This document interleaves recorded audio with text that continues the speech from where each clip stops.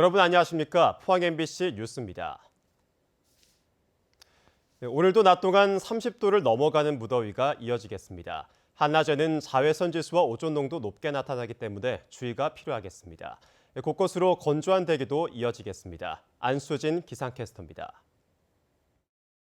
사상 두 번째로 빠른 폭염특보가 내려진 가운데 오늘은 어제보다 더 덥겠습니다. 경북 동해안의 한낮 기온 30도를 훌쩍 넘겠고요.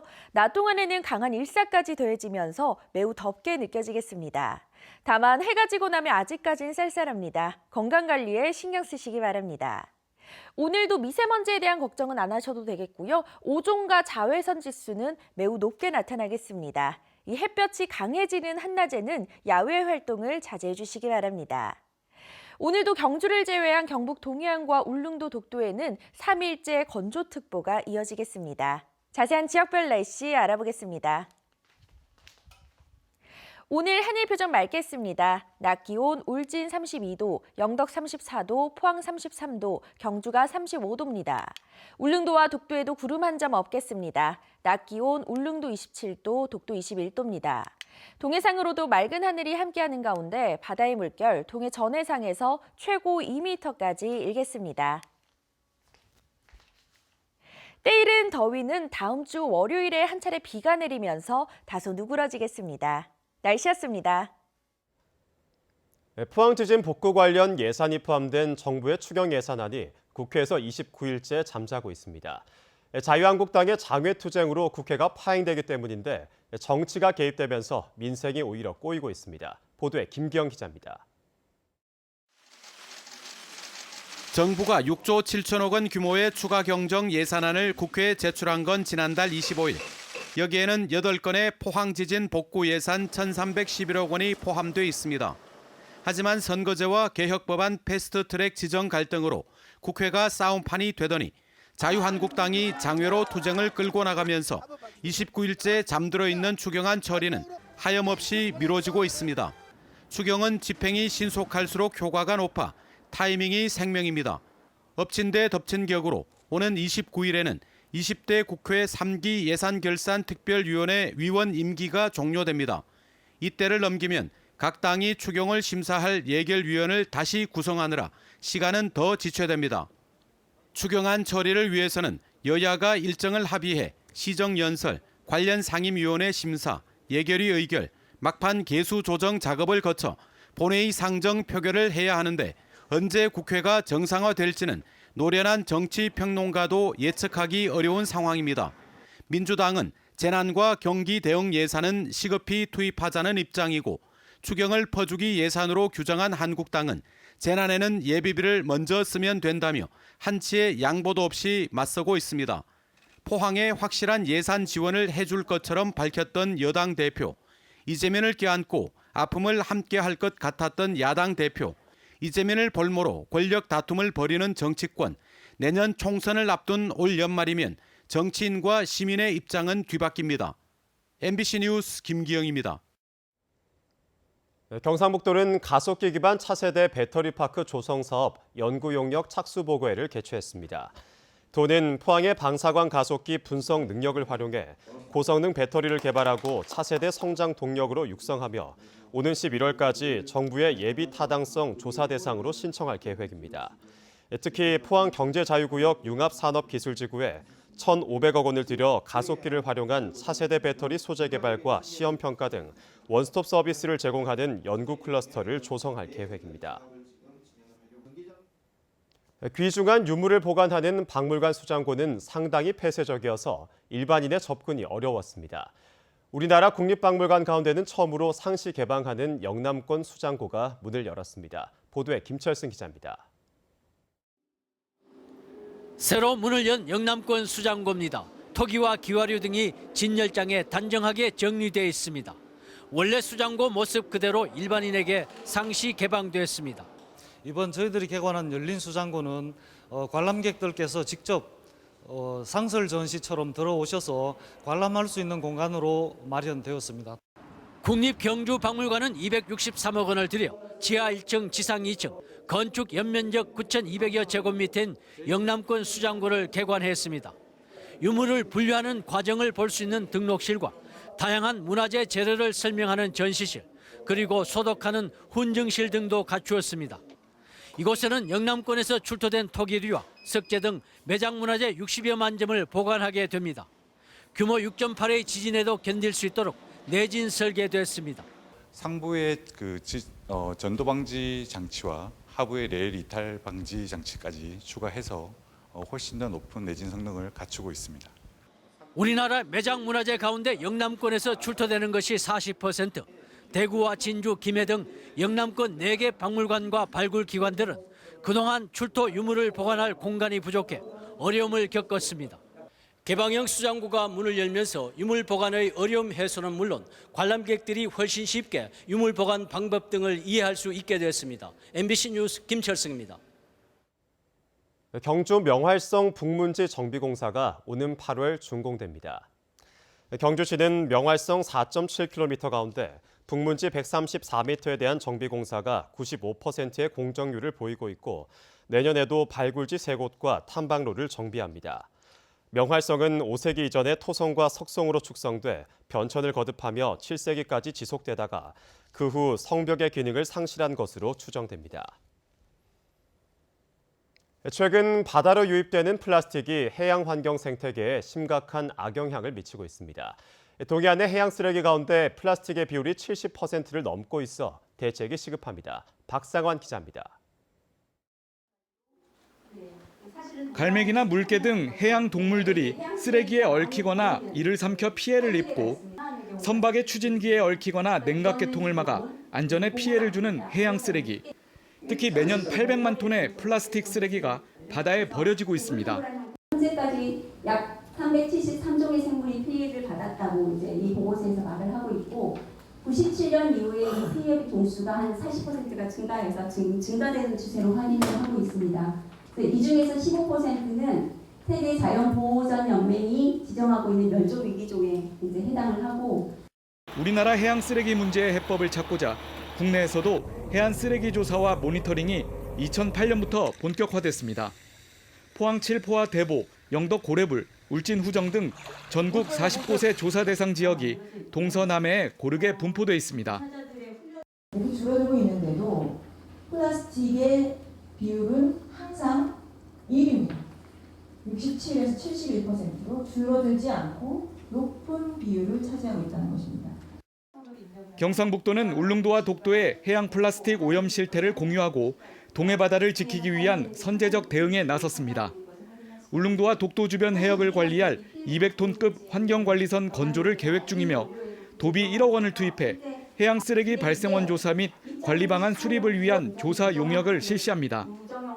특히 울릉도에 플라스틱 없는 섬으로 점진적으로 우리 마을 공동체가 협의해서 추진해 나갈 계획이고 또 단순히 이거를 없애는 것도 중요하지만 이런 바이오 플라스틱 산업도 키워나갈 수 있도록 포스텍이라든지 전문기관과 협의해 나가서 이를 신산업으로 키워나가도록 하겠습니다. 도는 앞으로 해양 관련 유관기관, 어업인들과 함께 해양 플라스틱을 줄이기 위한 정책 포럼과 세미나 등도 추진할 방안입니다. MBC 뉴스 박상환입니다. 전국 언론노조와 전국 민주언론 시민연합, 지역방송협의회는 어제 네이버 본사 앞에서 기자회견을 열고 네이버의 상업주의가 지역 여론을 무시하고 지역 민주주의를 훼손하고 있다고 규탄했습니다. 이들은 네이버의 새로운 모바일 서비스에 지역 언론을 배제하면서 지역 언론이 만든 뉴스는 물론 최초 보도와 특종 보도를 검색해 찾는 것도 불가능한 수준이라고 비판했습니다. 이 때문에 네이버 모바일 구독 설정에 지역 언론을 포함시켜야 한다고 요구하고 내 지역 뉴스 보기 서비스 시행과 함께 지역과 중앙의 상생 미디어 환경 조성을 위해 정부와 네이버, 학계, 언론 현업인 간의 폭넓은 대화에 나서라고 촉구했습니다. 날씨가 더워지면서 5월인데도 여름 관련 상품이 잘 팔리고 있습니다. 얼음 공장에도 얼음 주문이 많이 늘어나고 야외 수영장도 일찌감치 손님 맞을 준비를 하고 있습니다. 한태현 기자입니다. 대구의 한 얼음 공장입니다. 135kg짜리 얼음 덩어리가 창고에 가득합니다. 분쇄기에 얼음 덩이를 넣어 잘게 갈아 바로 포장합니다. 작년 5월 기준에 비했을 때 하루에 생산량이 200개에서 300개 정도 많이 늘어난 상태고요. 그래서 저희 사실 많이 바쁩니다, 지금 현재. 대형마트에는 선풍기를 비롯해 물놀이용품과 같은 여름 상품을 일찌감치 내놨습니다. 무더위가 일찍 찾아오면서 에어컨 판매량도 늘고 있습니다. 실제로 이달 들어 지난해 같은 기간보다 판매량이 20%가량 늘었습니다. 에어컨을 설치하는 기간도 열흘가량 걸립니다. 여름하면 빠질 수 없는 수박 역시 판매량이 부쩍 늘었습니다. 물량을 지금 현재 추세로 보이는 30% 이상 신장하고 있는 추세에 맞춰서 재고도 확보하고 있고 고객님들께 많이 안내하고 공부하고 있습니다. 야외 수영장도 예년보다 일주일에서 한 달 앞당겨 다음 달 1일부터 손님 맞을 준비를 하고 있습니다. MBC 뉴스 한태현입니다. 경주시가 국토부에 공모 신청한 고령자 복지주택 건립 사업에 최종 선정됐습니다. 경주시는 한국토지주택공사와 협약을 맺고 오는 2022년까지 171억 원을 투입해 안강읍 산대리의 105가구와 헬스장, 물리치료실 등으로 구성된 10층 규모의 고령자 복지주택을 건립합니다. 고령자 복지주택은 65살 이상 저소득 주민들이 주거지에서 복지시설을 편리하게 이용할 수 있는 공공임대주택입니다. 경북의 지난해 포도 수출액이 1,045만 달러로 사상 처음 1,000만 달러를 돌파해 국내 포도 수출액의 75%를 점유하고 있습니다. 수출액 가운데 80%는 국내외에서 인기 포도로 부상하고 있는 샤인 머스켓 품종으로 최근 재배 면적이 급증하고 있습니다. 경상북도는 중국 외에도 동남아 수출을 적극 지원하는 등 수요 다변화도 유도할 예정입니다. 예천군 의회 해외 연수 사태 이후 기초의회를 중심으로 해외 연수와 관련된 규정을 속속 강화하고 있습니다. 경북교육청이 17개 시도교육청 가운데 선제적으로 공무 국외 여행 규정을 대폭 손질해 다음 달부터 시행합니다. 엄지원 기자입니다. 기초의회에 이어 이번에는 교육청이 해외 연수 규정을 강화합니다. 경북교육청이 마련한 교육공무원들의 공무 국외 출장 규정 개정안입니다. 먼저 심사위원회 정수를 내부위원 7명에서 외부 전문위원 2명을 추가한 9명으로 늘려 기존의 셀프 심사에 변화를 줬습니다. 교육청의 감독을 받거나 보조금을 지원받는 외부기관이 경비를 부담하는 출장, 물품 구매 등 계약과 관련된 출장은 대부분 금지되는 규정도 신설됐습니다. 청탁성이 의심될 수 있다는 겁니다. 다만 해외 수학여행 등 학교 인솔교사에 대한 불필요한 심사는 없애기로 했습니다. 해외 출장 업무를 보다 객관적이고 투명하게 수행할 수 있도록 관련 규정을 개정하여 국민의 공감을 얻고 신뢰를 회복하고자 지난 3년간 경북의 교육공무원 국외 출장은 421건, 한 해 평균 140건에 달하고 수학여행 인솔과 교육부 출장 등을 제외하고 경북교육청 예산으로만 가는 경우는 10%에 불과합니다. MBC 뉴스 엄지연입니다. 2015년 사망한 포항대아그룹 황대봉 명예회장 유족이 490억 원대 상속세 소송에서 패소했습니다. 대구지법 제1행정부 박만호 부장판사는 고 황대봉 회장 유족이 제기한 상속세 부가취소 청구 소송에서 원고 주장은 이유가 없다며 청구를 기각했습니다. 황 회장 유족은 황 회장이 사망한 뒤 285억 3천여만 원의 상속세를 신고했지만 경주세무서는 491억 8천여만 원을 부과하자 상속세 취소 소송을 냈습니다. 포항 북부경찰서는 어린이 통학버스 하차 확인 장치 설치율이 20%에 그치고 있다며 다음 달부터 집중 단속한다고 밝혔습니다. 하차 확인 장치를 설치하지 않을 경우 과태료 3만 원 부과와 정비 명령을 받게 되며 미이행 시 형사처벌 대상으로 장치를 설치하고도 작동하지 않을 경우에도 범칙금이 부과됩니다. 올봄 낙동강 구미보와 낙담보 수문 개방으로 피해를 봤다는 농민들이 국가를 상대로 피해 배상을 요구했습니다.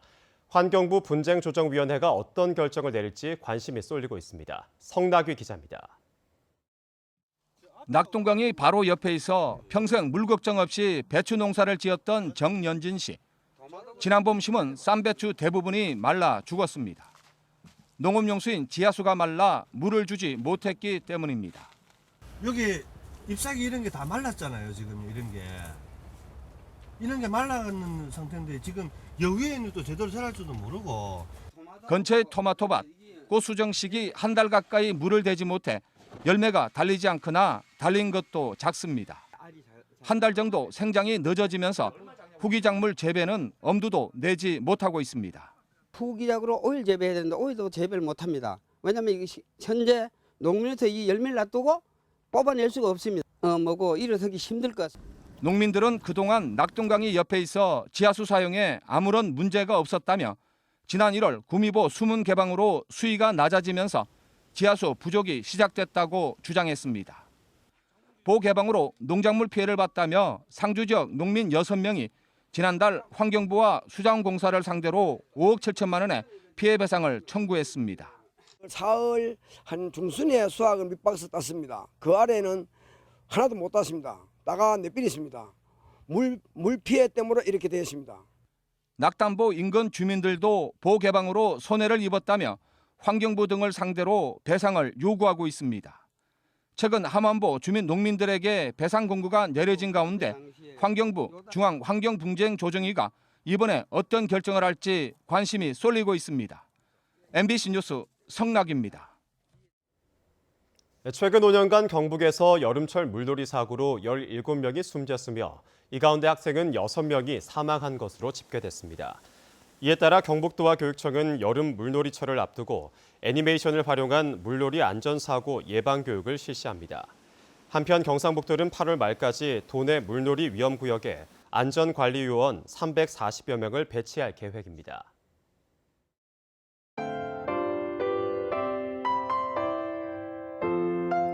사상 두 번째로 빠른 폭염특보가 내려진 가운데 오늘은 어제보다 더 덥겠습니다. 경북 동해안의 한낮 기온 30도를 훌쩍 넘겠고요. 낮 동안에는 강한 일사까지 더해지면서 매우 덥게 느껴지겠습니다. 다만 해가 지고 나면 아직까진 쌀쌀합니다. 건강관리에 신경 쓰시기 바랍니다. 오늘도 미세먼지에 대한 걱정은 안 하셔도 되겠고요. 오존과 자외선 지수는 매우 높게 나타나겠습니다. 이 햇볕이 강해지는 한낮에는 야외 활동을 자제해 주시기 바랍니다.